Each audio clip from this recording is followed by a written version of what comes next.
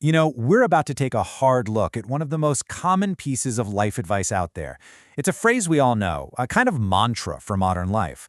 But what if? What if it's actually holding us back?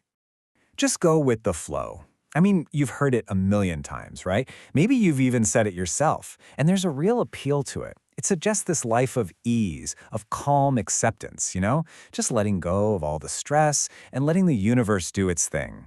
It sounds so peaceful. But what if that whole peaceful image is actually hiding a pretty big problem?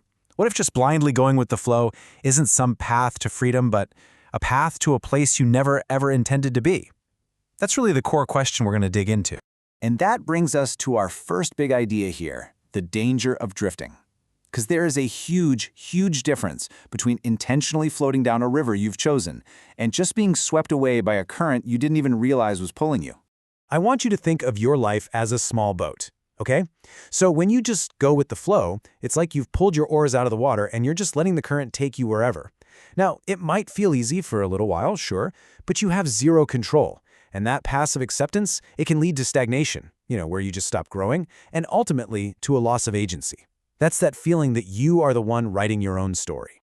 So this leads to a question that's really worth asking yourself. Is the current of your life actually taking you somewhere you want to go? Or is it just taking you to the easiest, most convenient stop along the way? A destination you've kind of just settled for, but never really chose for yourself. Okay, so this is where we kind of flip the whole script. Instead of seeing resistance as this negative thing, as a struggle or a fight, we're going to redefine it. Let's talk about the incredible power that comes from a little bit of healthy friction. This idea is called purposeful resistance, and it's not about being difficult just for the sake of it, not at all. It's a conscious and intentional act. It's about seeing a current, maybe it's a social pressure or a bad habit you want to break, and deciding, you know what, I'm going to push against this.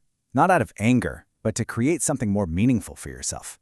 And this chart just lays out the difference perfectly. Over on the left, you've got aimless opposition. It's reactive, it's negative, and honestly, it just drains your energy. But look at the right side. Purposeful resistance is proactive. It's based on your core values. It doesn't just create conflict, it creates meaning. And get this, instead of draining you, it actually builds your psychological strength.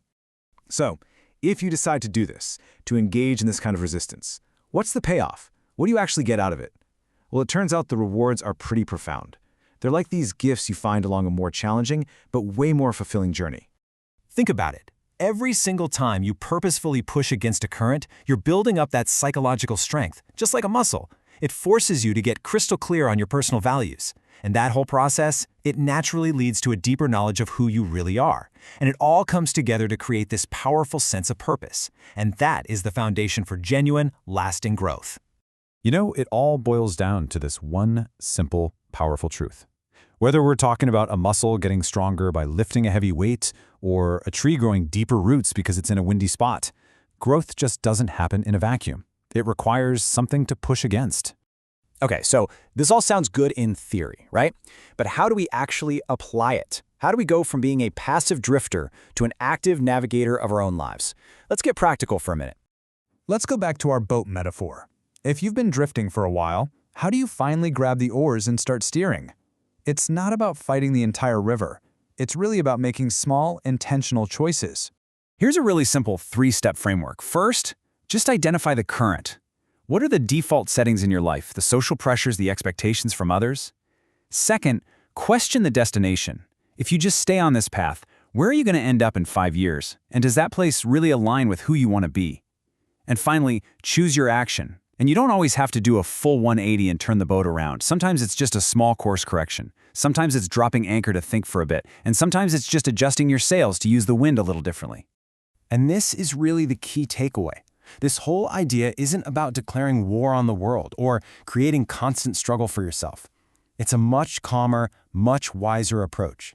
It's about developing the skill and the awareness to navigate the currents of your life with real intention.